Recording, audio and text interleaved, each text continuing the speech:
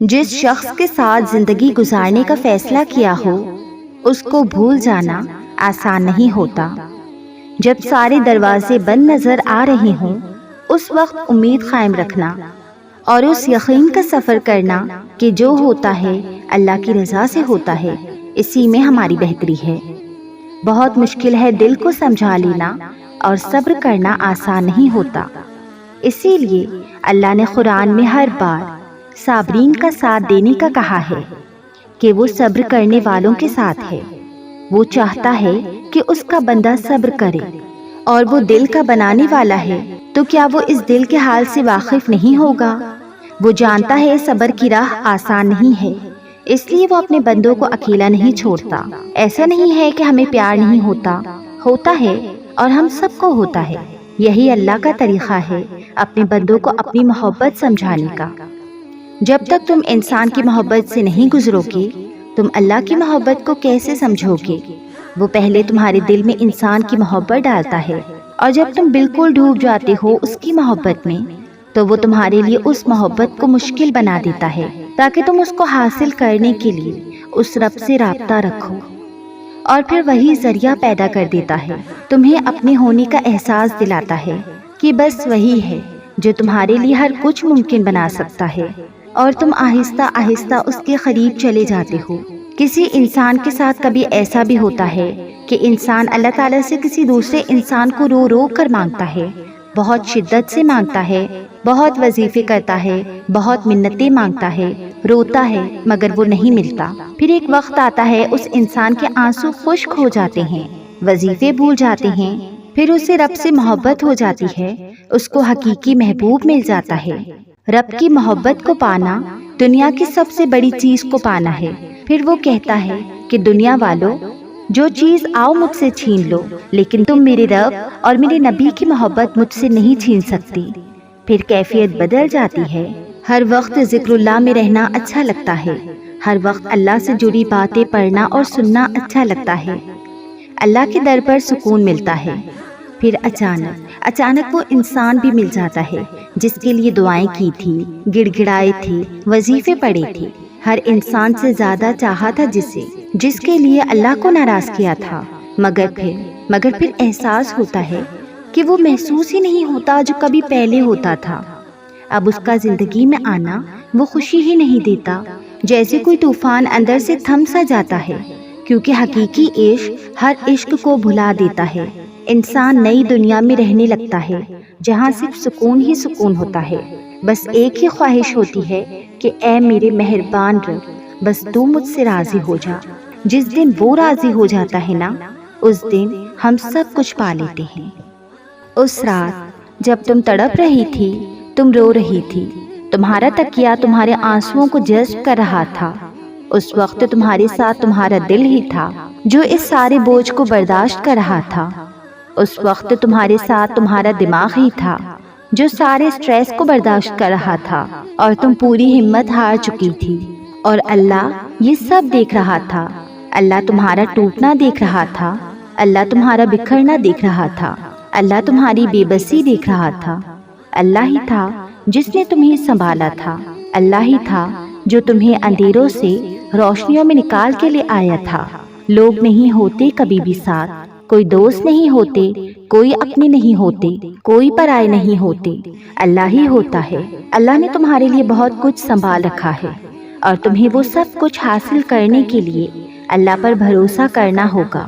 اگر تم اپنی اس خالی جھولی کو بھرنا چاہتے ہو تو تمہیں پہلے اپنی اس خالی جھولی پر خوش رہنا سیکھنا ہوگا۔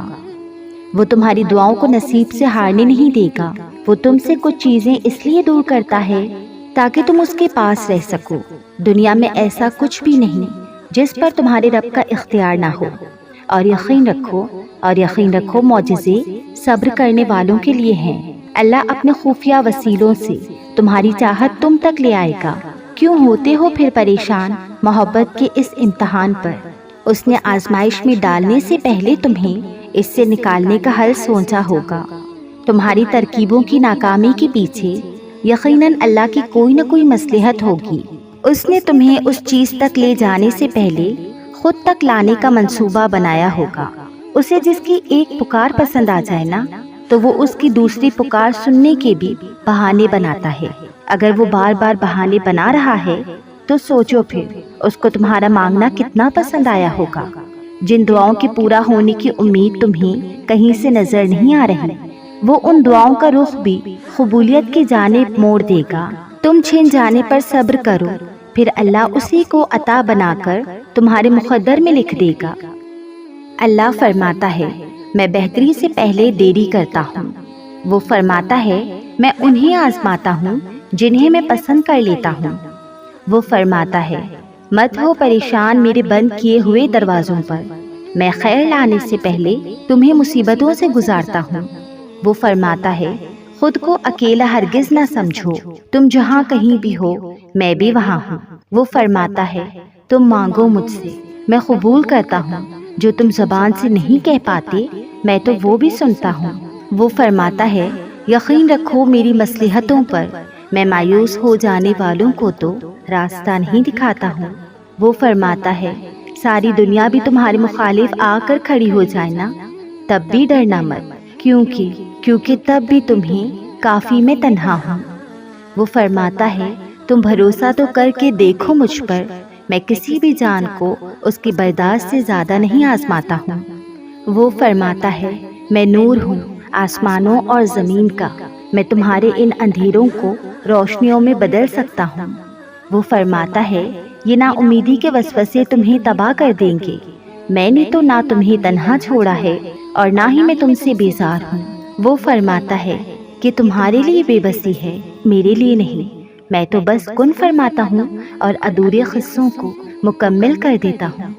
سنا ہے یقین رکھتے ہو، کیسا یقین کہ جو چاہیے تھا وہ اسی وقت نہ ملا تو مانگنا ہی چھوڑ دیا، یا پھر ایسا یقین کہ یہ کہہ دیا کہ دعاؤں سے کچھ حاصل نہیں ہوتا۔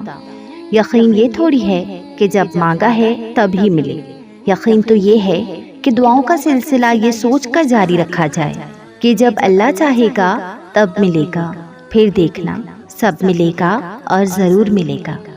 اللہ کو چھوڑ دو گے تو کوئی چیز ہاتھ نہیں آئے گی۔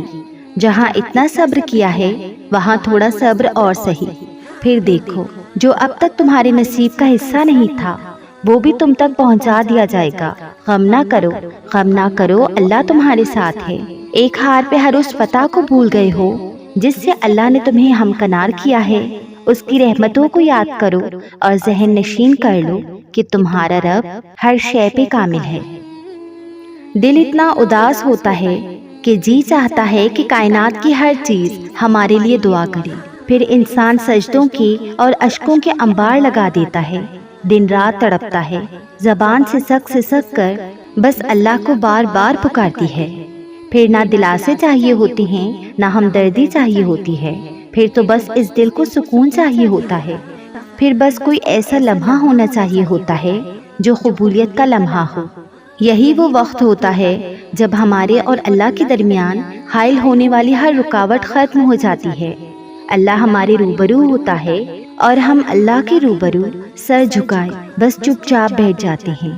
آنکھیں معجزے کے لیے ترس جاتی ہیں، جی چاہتا ہے کہ اللہ ہماری جانب دیکھے، ہم سے بات کرے، اور وہ بات اتنی لمبی ہو کہ ساری رات یوں ہی اس سے گفتگو کرتے گزر جائے، نہ کوئی وقفہ ہو نہ ہی کوئی بیچ میں خلل آئے، نہ کوئی سوال کرتے ہیں نہ ہی کوئی گلا، چاروں طرف بس خاموشی ہی خاموشی ہوتی ہے۔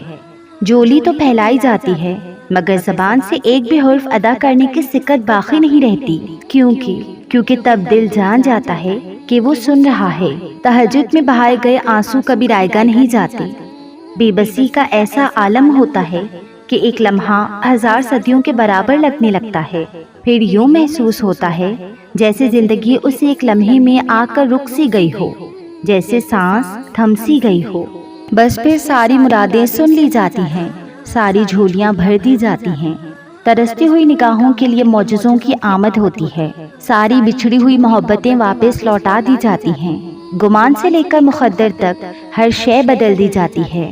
جب وقت تہجد کن کی فریاد کی جاتی ہے تو فیکن کی نوازشیں کر دی جاتی ہیں، پھر بگاڑنے والوں کی بگڑ جاتی ہے اور بگڑے ہوئے کی قسمت سنور جاتی ہے۔ جو بول کر کی گئی اور جو بن بولے کی گئی وہ ساری دعائیں سن لی جاتی ہیں۔ کیا پتا اللہ نے تمہاری من پسند چیز تم سے صرف ایک آزمائش کی دوری پر رکھی ہو۔